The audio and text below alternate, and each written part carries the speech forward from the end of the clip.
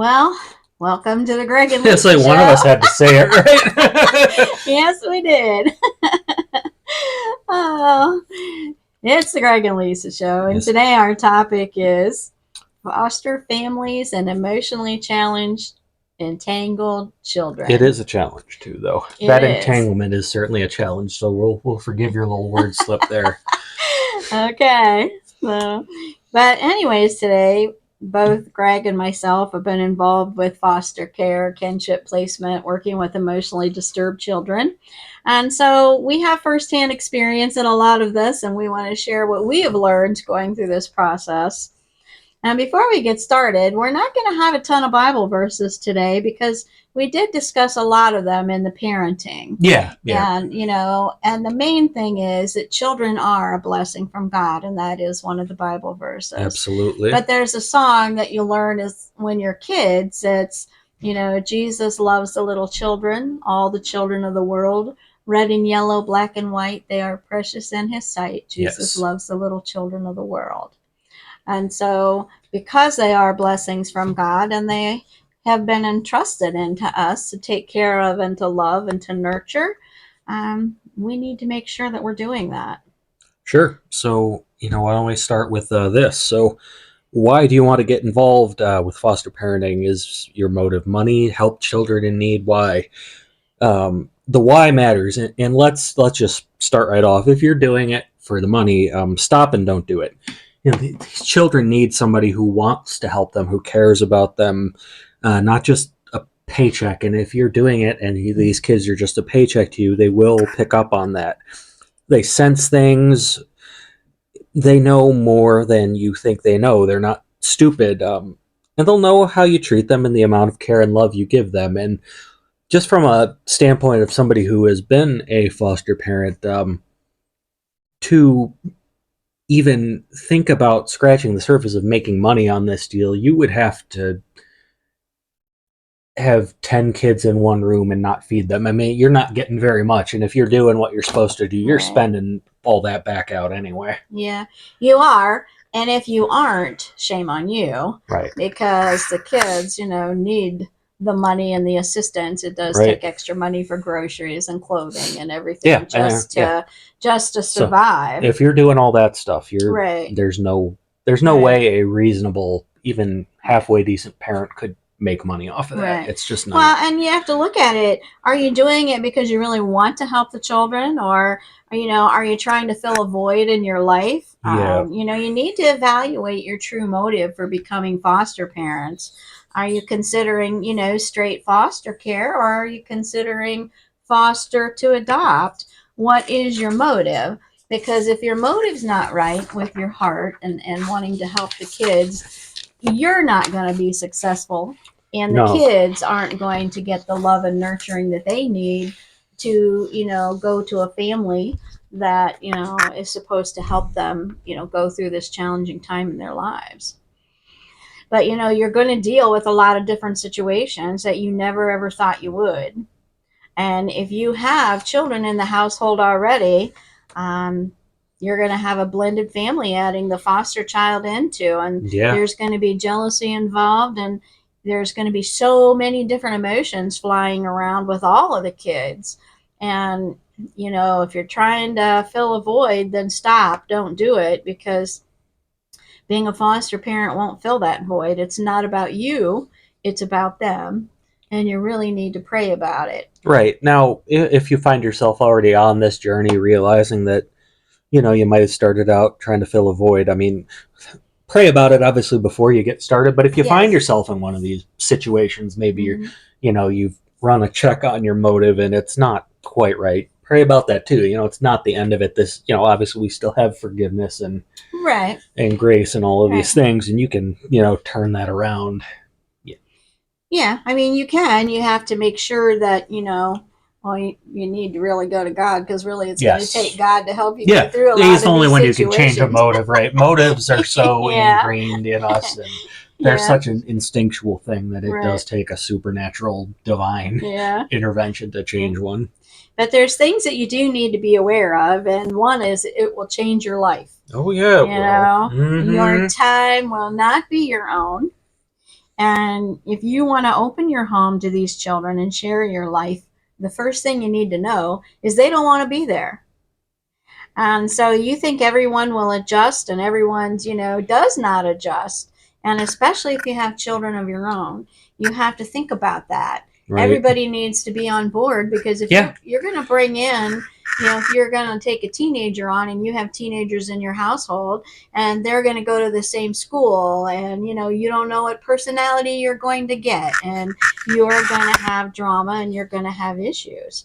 So you really need to think about that, and you need to be aware of it. And if you have to have a family meeting and make sure everybody is on the same page, if everybody's not on the same page and wanting to go on this journey, then don't do it. And that doesn't mean they never will be. No, You have to talk to God and talk to your family and to really understand where everybody's at.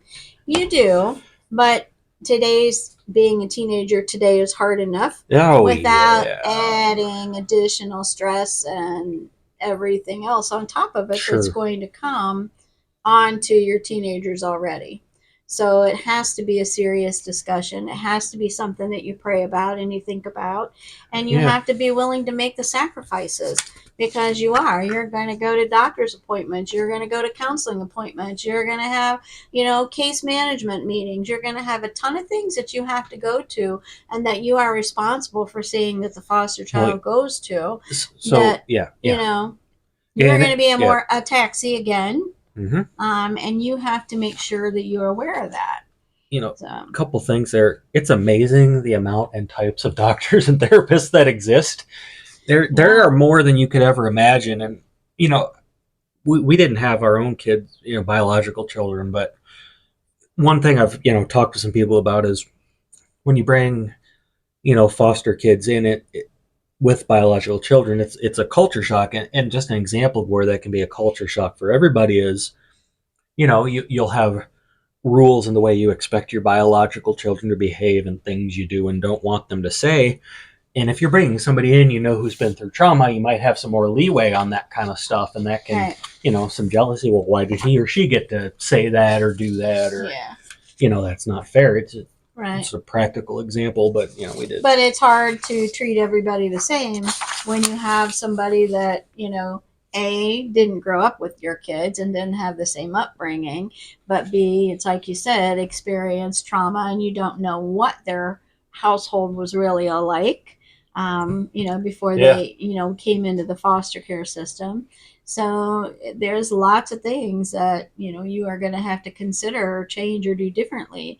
And it's going to have a major impact on your family and your life. absolutely. So, but if you do decide you have reached that point where you have decided you want to really help kids, and you see our signs that you have to be passionate, you have to be caring, you have to be loving, you have to be open.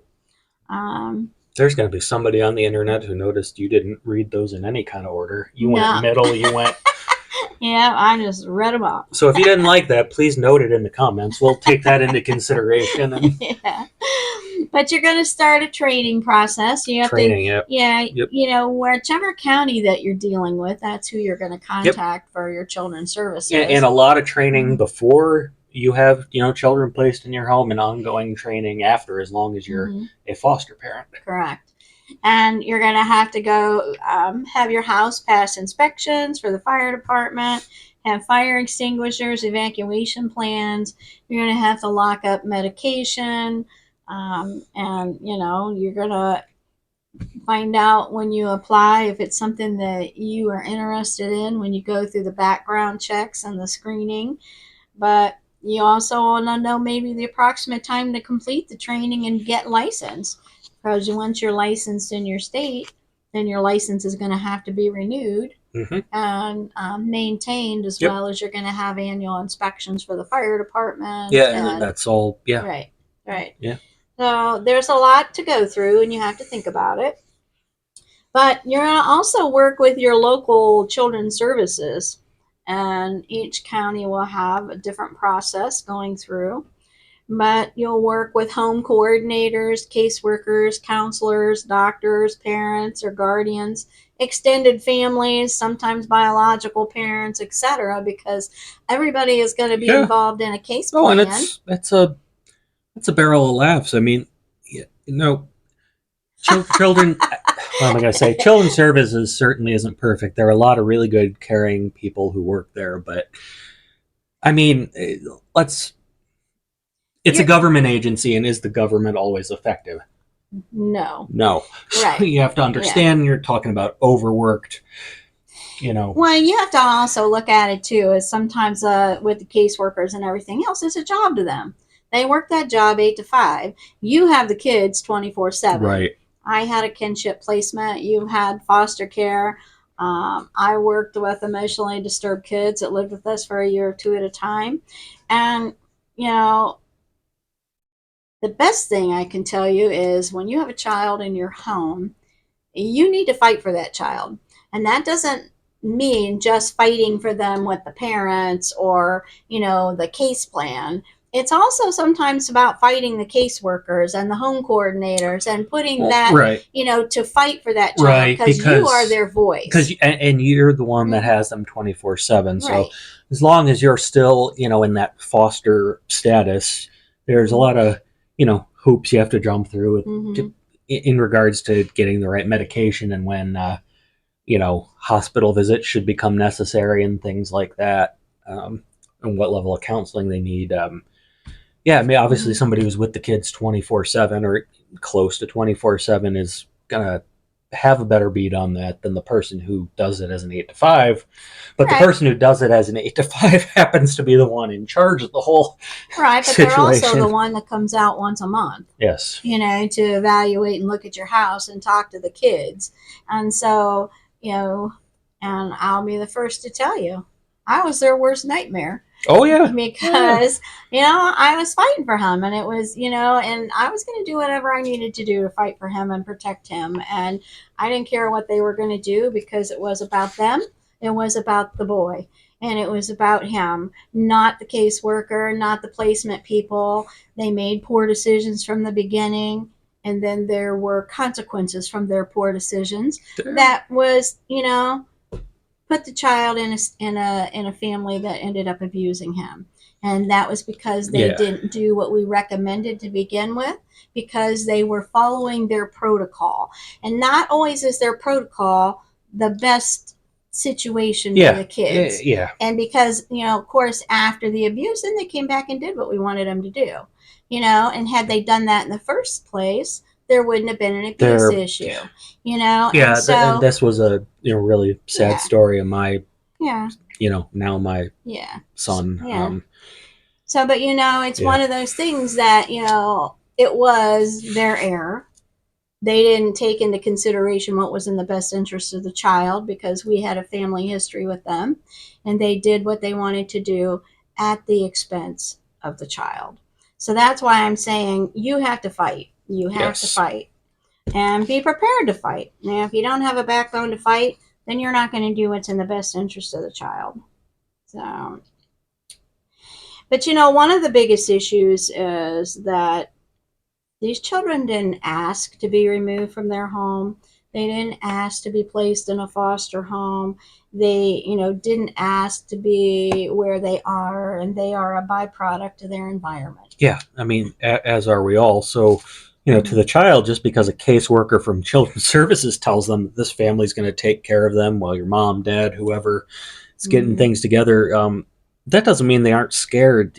They're in a totally new environment. They don't know how to act. They don't understand what's going on. Mm-hmm. Like we said before, they don't want to be there. They didn't ask for it.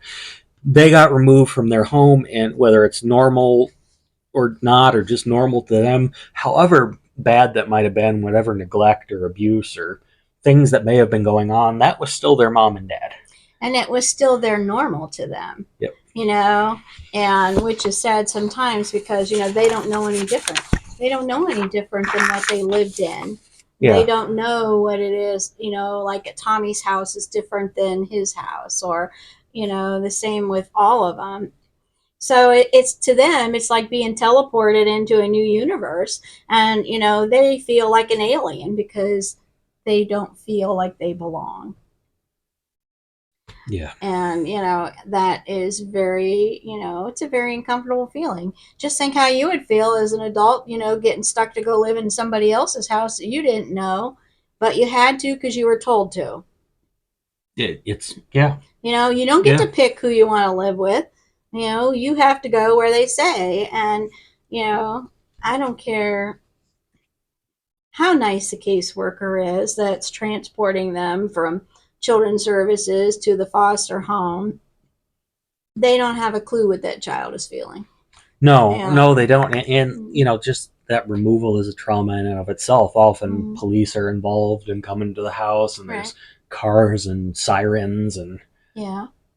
And it's just like in the movies when you see a child being taken away from a parent and they're crying in the back seat of the car because they don't want to go. Well, that's reality. They don't want to go. You know, sometimes they cry, sometimes they don't know what to do, and it's hard. And you know, it's a shame that the parents don't take the responsibility and they put their kids in this predicament, yeah. this say. And if you find the child who has made peace with that situation immediately, I mean, you might as well have found a unicorn. Like Yeah. that. Yeah. I can't Yeah. say it's impossible, but it Yeah. is highly Highly unlikely. unlikely. Yeah. Maybe more likely in some older children. I don't know, but Yeah. even at that, Yeah. because like you And said, even as adults, you drop us somewhere we're not yeah, familiar with. that's it. It's yeah. Yeah. So there are different type of placements in the foster care system usually. From foster parent, a kinship placement is usually a blood relative, somebody that is related to the Mm-hmm. child. A non kinship placement is usually somebody that is not related to the child but has a relationship with the child. And then there's usually a respite foster family opportunity. Yeah, and those families, they're usually still licensed, usually still have foster parents, but they're there's a lot of regulations around babysitting and things like that, and number of hours you can have, kids with somebody who isn't licensed. So it's a Right. respite families are a good resource of people who have, passed, well, you'd like to think they've passed the background checks and done what they're Yeah, supposed to do, but you would like as with the to. situation we discussed earlier, those Yeah. Well, people even, pass the yeah. background check. Well, look at the situation that just happened in Columbus with the 5-year-old boy that was killed. Oh, And that breaks your heart. yeah. And it's sad. It's sad. I mean, you just can't say it enough that that is something that should have never happened.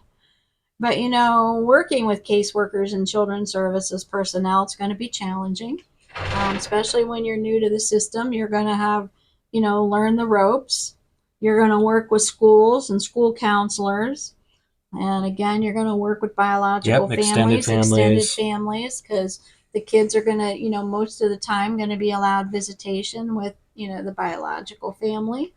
And so there's going to be lots of changes in your life and lots You of places you have to go and be. What strikes me about what we just said there, what you just said there Mm, mostly, is the amount of times the word work.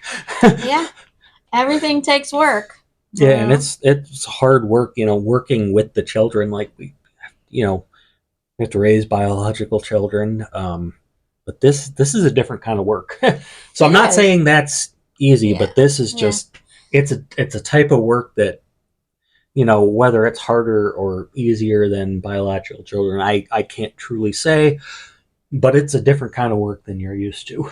it is. And it's mentally challenging. And it is, trying to figure out how to connect with the children. And I think that's one of the hardest things is because they don't always want to connect with you because they want to go home.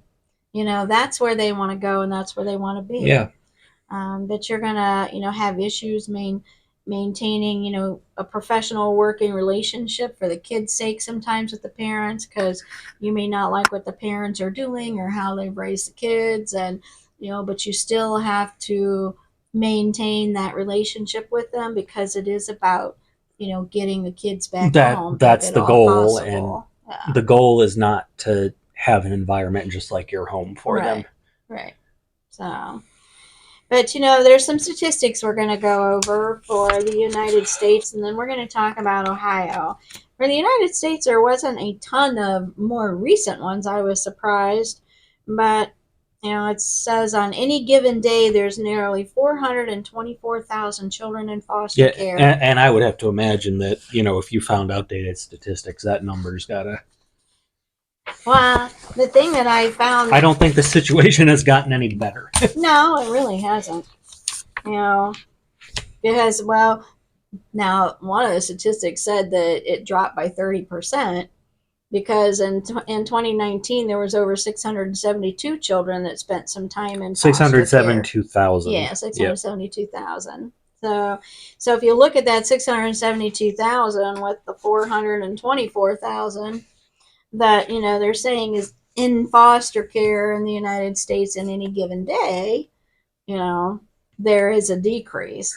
There is a decrease. And I'd be curious, does that count kinships? Does that count, group homes and residential treatment centers for? No, because I'm sure it doesn't Yeah. account that 5-year-old, because they were volunteer. He was voluntarily given. It's not to say the statistics are Yeah, wrong yeah. necessarily. It's just No, they just don't include it's just everything. there's no way you could even begin to Yeah, yeah, include all those situations and keep track of all that. So I'm yeah, not yeah, not trying to get on the people with the statistics. I just say yeah, I would have to imagine there's more going on than those yeah. straight Oh, numbers. I'm sure. I'm sure. Wow. But they say the average time that a child remains in state care is over 18 months, and that 5% of them have been in foster care for 5 years or And more. that is shocking because in Ohio that maximum period's supposed to be like two years with a possible grace period for the And parents up to two and a half. extensions, yeah. So there are things that can happen. There's a court process involved, but 5 years is Well, almost said words you wouldn't yeah. have. Well, actually, though, when you look at, you're going to hear statistics on the number of foster care children that age out because they never get adopted. They never get a permanent home, and they're in Well, foster yeah, care until they're 18. that is You one of the know? ways, and the Yeah, sad way that can yeah. can happen. But But the average age of a child in foster care is 8. in 2019, one third of children entering foster care in the United States were young people of color, Mm-hmm. which that's a huge portion. When Mm-hmm. I'm not here to talk about race, but when you look at demographics, and that's a lot higher than it, Yeah, you it know, is. than for percentage of people Mm. overall. So for that to be a third is Yeah. nuts to me. Well, also in 2019, there were 71,000 children whose mothers and fathers' parental rights had been legally terminated and that were waiting for adoption. And go ahead. In Sorry. that same year, over 20,000 of the young people aged out of foster care without ever getting a permanent family. And research has shown that those who leave the system without being linked to forever families have a much higher likelihood than use in the general population to experience homelessness, unemployment, and incarceration Yeah, as and adults. it's a very understandable thing because if you've never had that attachment of what a healthy Yeah, family looks like. And notice I didn't say a family that makes money. I just said a healthy, good, yeah. solid A relationship. loving family. Yeah, you don't Yeah, you don't know how to like homelessness. You don't know how to deal with bills or yeah, money. You have no concept of what that yeah. is. Yeah, and here's the other thing, too. So they age out of foster care because they are 18. And depending on how long they've been with that foster family, why didn't the foster family just keep them if they cared? You know, why didn't Well, I mean, that goes into it because some people go into fostering, tell the agency right away, hey, we're not into adoption. So why was that child not Yeah, moved around? There's a lot. well, not only that, a lot of people don't want to always adopt teenagers because they're pretty old. They're older and set in their ways, and they're more challenging sometimes. You And know who else is? All teenagers. yeah, that's true.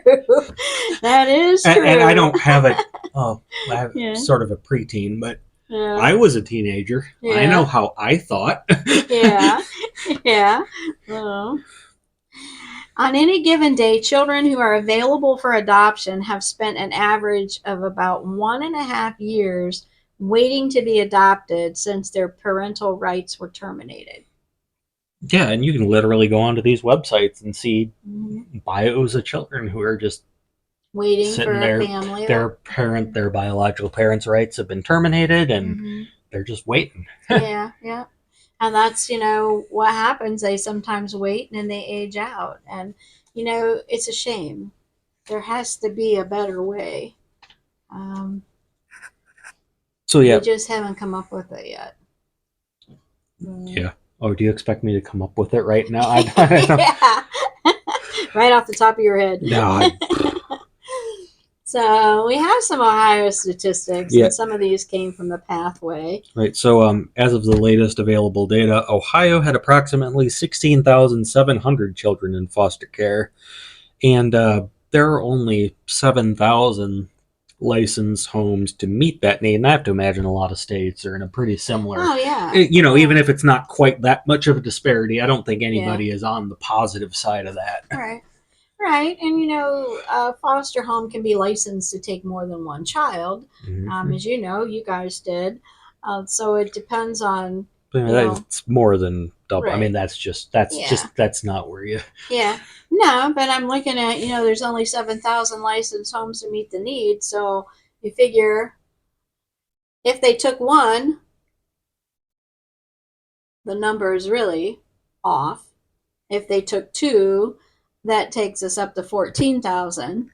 If they took three, that puts us over. So I Yeah, mean, it comes back to running the numbers and seeing, what licensed foster families are yeah, yeah, willing yeah. to work. There's a deeper level to those Yeah, statistics, and we right. don't say that to say like if you're Mhm. looking at this that you must have three children. That's No, it's no. quite honestly it's insane, and some people do it anyway. Yeah, And twice. yeah, but But you do it to keep the siblings together. You yeah, did it yeah. so the You, family. you have to Yeah, consider it and be right, honest with your right. caseworker, and Yeah. ideally the placement process, and when they're getting these intake calls they're taking that Mm-hmm. stuff into consideration. Right. Ideally that's what they're Yeah. that's what they're doing. Right. So Right. almost 4,000 Cuyahoga County, Ohio children are in foster care, and that's 16% of all Ohio foster children. There's 88 counties in Ohio, so Mm-hmm. for that much to come from one, Yeah, that's quite a bit. yeah, Uh, but also, um, several other counties that were clumped together, they had 8,144 Ohio children in foster care. And so, really, what all this is really saying is we need more licensed foster homes. yeah, And a lot of families, they want babies. yep. And those locations that we just mentioned, the licensed foster homes only account for about just about half of the Yeah, half of the children who are out there. yeah. Yeah, I mean they're it's all these conversations to me are always funny because I talk about challenges and then we're like, oh, yeah, we need more families to go ahead and like we're bad. It's a bad sell from a salesman's perspective. It's a real hard sell. It is a hard sell, but that's why we talked about the motives in the beginning, Right. because you have to go into this with the right motives, and that's to help the children. And if you're going at it in any other way, then don't. Save yourself the grief, save the kids the grief. There's nothing worse than being put in a foster home, not making it, going to another foster home and another foster home and another foster Yeah. home. That just does more damage to the kids emotionally. That, it just reiterates the fact they're not wanted. They're not wanted. They're not wanted. And that is, terrible for a child to have to process.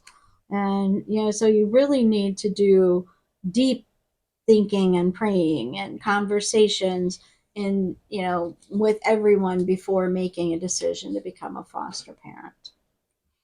There are age distributions. Children in Ohio foster care, they come from all ages. There's a significant number of infants and toddlers. 60% of infants and children come to foster care during the formative years, which is 0 to 5 years. And this is the time when a child learns more quickly than any other time through life. And it's also one of the biggest key things for the nurturing and the love. Hmm. And when they're missing that, that is a big Well, key. yeah, it's where you learn what attachment is. Hmm. It is. It's where you get social, emotional, and physical development, and hugging and feeding and talking to the kids and singing and reading books, and these are the most formative years. And when you have 60% of them, coming in at 0 to 5, then you know why you have children with emotional Yeah, issues. You know why the school teachers have challenges, because they miss that vital piece from being with mom and dad and being loved and yeah. taken care of. But there's lots of reasons for placement and why children come into foster care. Um, a significant, is because the children have been neglected, abused, and parental substance Right, abuse. and a lot of times neglect gets to a point where it's abuse. Abuse leads to Right. neglect. So those are all they're very distinct things, but Yeah. they all do kind of feed into one another as well. Yeah, they do. And sometimes there's parents that are incarcerated, Mm. parents have mental health issues, or the child's behavior and emotional needs are just too much that they can't handle them. And, we always say that it's good to ask for help if you need help, but you also have to look at, in asking for help, what's the consequences of your decision when the kids are concerned. You should always want to do what's best for your children, Hmm. because they are kids and they don't have the wherewithal to make informed decisions. But I would certainly go to a family member and ask for help before I would go to children's services. Well, You yeah, I know, mean that's the you have to have a yeah, network of and people. that's not saying that it's a bad thing to do. It's just No. that's why you have family. Yeah, That's why right, you have right. friends. That's why you have those things. It is, and that's also why I have mentored a couple moms and worked with people that have had issues. I always say find a good church, because if you find a good church and you have a good church family, they will help you. And there are widows out there and single Yeah. retirees that would love to be a pseudo grandma and would Yes. love to help you with the kids. And I did this myself. I was raised in the church. I was a single parent a majority of the kids' lives, and there were grandmas. My kids had a couple grandmas because they would go to grandma, Hayes's house one day or Grandma Jerry's another day, because that took some of the burden off my mom and dad, but it also was a help to me in having somebody I knew that I could trust to watch my Well, kids. yeah, And yeah. they would come beside you and they would help you. But nobody that I know of that I've ever made that recommendation to has ever done it. So, it comes down to being able and wanting to help yourself to help your kids as well. Even if it means going to church and getting involved in a church and getting the kids involved in youth groups Sure. and, helping them to learn social skills. I just can't tell you how important that is. Um, but, anyways, 30% of the children come into care due to caregiver drug or alcohol abuse. 26% of children came into care due to neglect in the home, and approximately 68% of children are in care along with at least one sibling. Yep. So that's a Uh, ton of siblings. yeah. and and it's hard because there's some situations where they don't even know who the biological dad is, and though to even know if there's any other extended family that would want to even do a kinship placement. So you have to really look at everything as a whole. But the length of stay, Because there are cases that, usually will take 6 or 7 months and the kids will go home. But then there's other cases that'll stay 2 years, 3 years, four, Mm-hmm. and on into the system. So the length of time that a child spends in foster care, it's going to vary. Some are, like I said, they're just a few months, but then sometimes the Yeah. average stay is two The years. average stay is 2 years, and we don't have a Right. chart in front of us with all those points plotted. See where Right. the cluster Right, but you times all also are. But have the ability to extend the case if they need to for, mm-hmm. give them additional time because the goal is to get the kids to go back home. That's what everybody wants and that's what we work Which, for. according to this, only 24% of the children get to do that. Yep, that's right. 24% of the children return home to their birth families in the last year. So, in the last year, 28% of the children moved in with a relative. And that's not necessarily any easier on that relative than it is on, somebody getting, a non kinship, Yeah, somebody else's yeah. biological children. Right. All the same traumas and challenges still apply Right. to that. Right. Just because it's grandma or uncle doesn't make it any easier. No. A lot of times grandma's fun, uncle's fun, but Mm-hmm. you know, it's a whole different ballgame when you're living with somebody. That's right, 24/7. And that's why you have to really think about it because it does change your whole landscape. It is, totally going to hevel your family. Your family dynamics are going to change, and everybody needs to be, prepared for that. And one of the biggest issues that you're going to find that a lot of these kids have is they really don't know what love is. Um, they see it on TV and movies, especially teenagers, and they think they know what love is because they had a mom and dad that took care of them, and to them that was their love. But they don't really know what their love is, and so it's when you look at it, from a teenager's perspective and or a child, it's like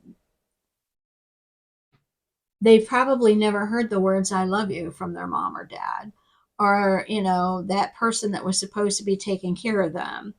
And so they're supposed to show them the most amount of love and take Sure. care of them and cherish them, but most of these kids have been so hurt and so abused that they have no clue, and they Sure. don't know how to really maintain a love healthy relationship.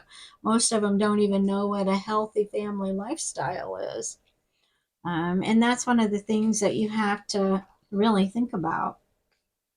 And I know that you and Grandma had a conversation on the 5 love languages that, Well, yeah, Grandma and I, we, Gary Chapman wrote about. yeah, So these are 5 ways to show love to kids that, you know, probably have never really experienced real love. And I think that's one of the hardest things that, as foster parents and parents, that you have to think about is how can you teach the child that doesn't really know what love is, right. who has been bounced around from a foster home and lived so many different places in their little lifetime.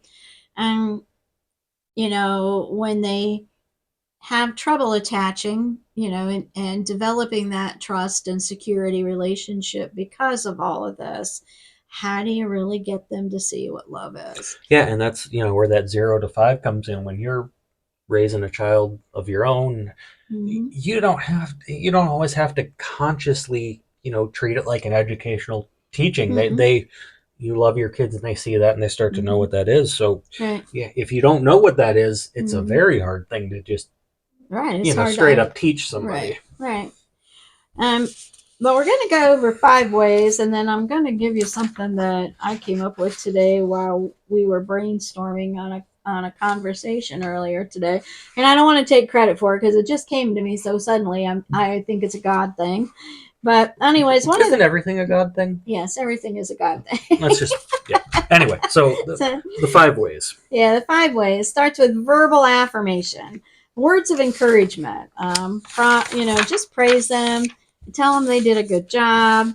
I tell them they did a good job if they put their dishes in the sink because I want them to know I appreciate that. I'll say, good job, bud, or, but just to build up their self esteem because they are already fighting the fact that mom and dad didn't want them enough to fight for them and get them back. Hmm. They're already fighting with the fact that, they would want to rather be home. If they had their choice, they'd go home in a heartbeat.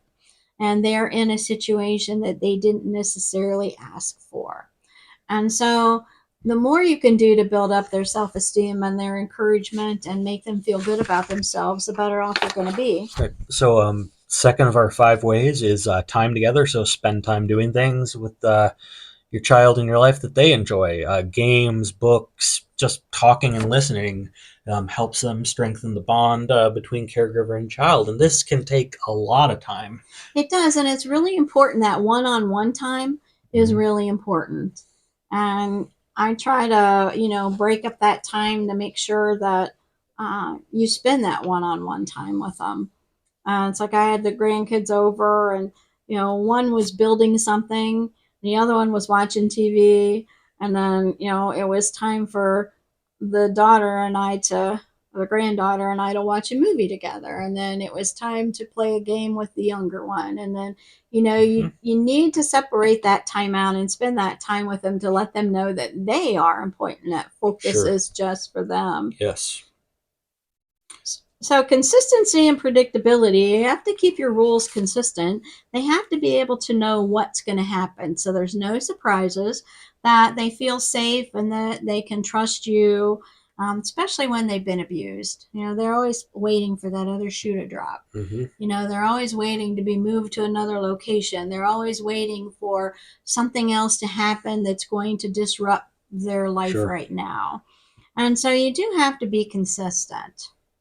Right now, our next way, the fourth, is empathy and understanding. So, showing empathy and understanding towards the child's emotions and experiences, validating their feelings, offering support, guidance in coping with those challenges, and they need a lot of this. This is extremely important. It is. And it's something you're going to do over and over and over again.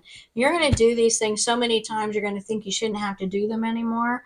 But with the kids that suffer from trauma and attachment disorders and ADHD and, ADD and all of them, they are going to have to hear it till you take your last breath, basically, because it's going to take a long time for that to get ingrained and for them to believe it.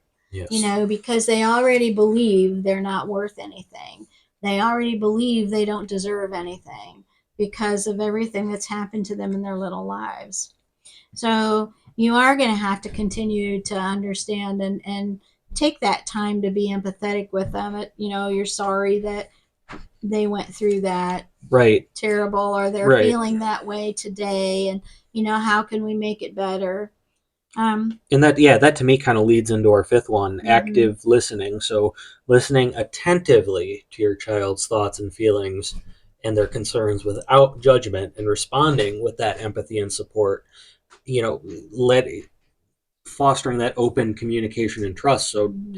don't just hear the words. That's not what active listening is at all. No, and don't start forming your reaction or your what you're going to say next while they're talking to you, Right. because that's what people do. You have to really sit and listen to them. um, One of the grandkids said that, they have a lot of anxiety, and that's why he's so sensitive. And he's got anxiety. And I said, you're not supposed to worry. God's got everything under control. So don't worry about it. God will take care of it. But you have to, listen to them and Yeah. listen when they say what's going on. Right. You know. Because just because God will take care of it, and He absolutely will, that doesn't Mhm. mean you just get to have no part in the Yeah. the Yeah. situation. Yeah. So you have to, but you have to build that faith in them, and you have to give them a tool, Yes. to use. But today I was having a conversation with a foster dot mom, and we were talking about, the love issue, and they don't know how to love. And this is one of the things that, came to me while I was driving and on the road today. And I talked about it because everybody has a different love language, but everybody also, love means different things to them. And so what I recommended that to try is take a mason jar for everybody in the family. Mm-hmm. It's going to be empty. You're going to mark on it that child's name and your name as the Sure. parents. And you're going to mark it, a quarter, a half, three quarters, and a whole Yeah. on Yep. one. Yep. Okay. Yep. And so what you're going to do is you're going to build a love tank for them. So you can let them decorate the jar however they want. And then I want you to get a bunch of plastic coins. I always like the ones that have their plastic and they have Bible verses on them or whatever. Mm-hmm. But what I want to see happen is we eventually want everybody's love tank to be full. So if you did something that made me feel loved today, I'm going to put a coin in my jar Sure. and I'm going to say to you, I really felt loved today because you kissed me goodbye, and that was important to me.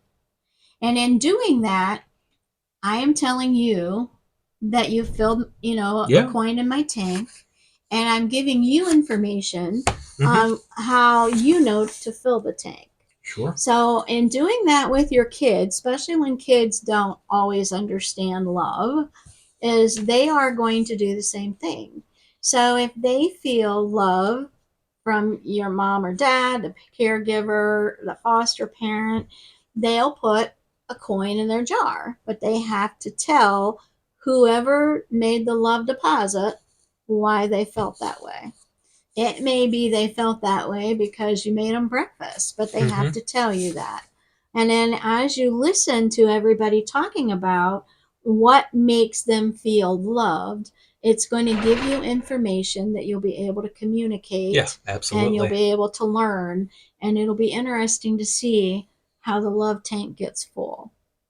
And so by the time that love tank is full, you should be able to understand your child, and the child should understand you, and you will understand Right. each other. Right. So when you're getting Mhm. these coins, don't make them too big for the jar. Yeah, It should. no, they're just little, and you Yeah. just keep filling it because It's something that should take time. yes, right. And you want them to think about it. Right. They don't Yeah. want to just Yeah. go after it because they want to see the jar full. And that's why I said put all the coins in a basket where everybody gets a coin from the same place Mm-hmm. so that they're not all over the floor, not all over everywhere.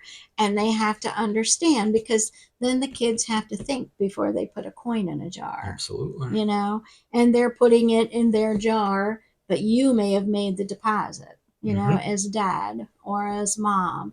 And so that's where I think, you need to really look at giving them the idea of how, love really works and what it takes. Even if it's a compliment that, gee, you look pretty today. And that made me feel loved, you noticed or you appreciated it.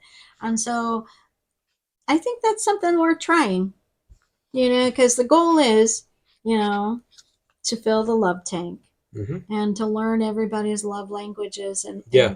what they're thinking. Yeah. And Because, the visual of it right, right, certainly the helps. visual of it is important.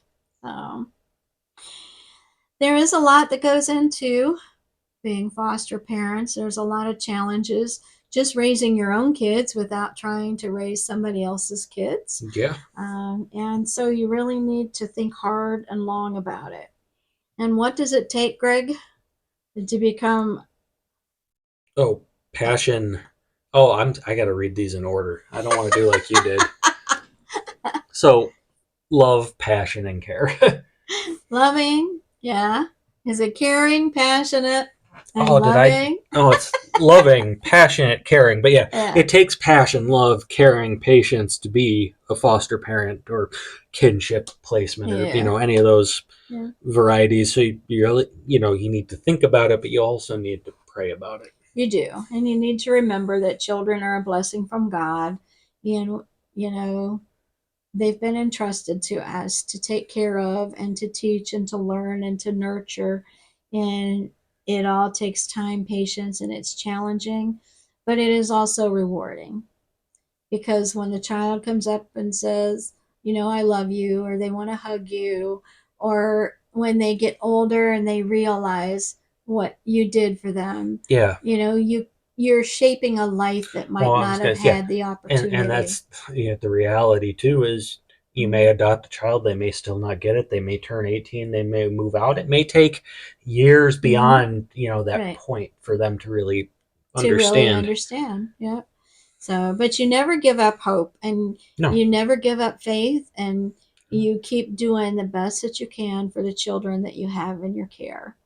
And that's what God expects us to do, is to Hmm. love one another and take care of one another.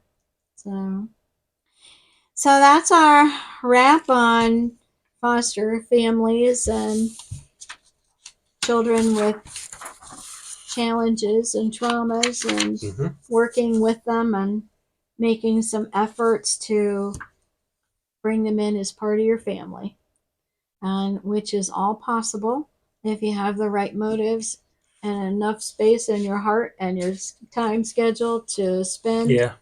teaching them everything that they really need to Yeah. know. I am So glad you came back this week though, because I'm not sure I could have gotten through that conversation with Grandma. She I'm sure she would have had some fun things to no, if say you if you about if you that. saw it, I broke down at one point. Grandma was a hoot. Oh, I'm sorry I missed that, man. Yeah, uh, well, thanks for joining us on the Greg and absolutely. Leisa show this week, and we'll see you next week. Have See a good ya. week. Yep.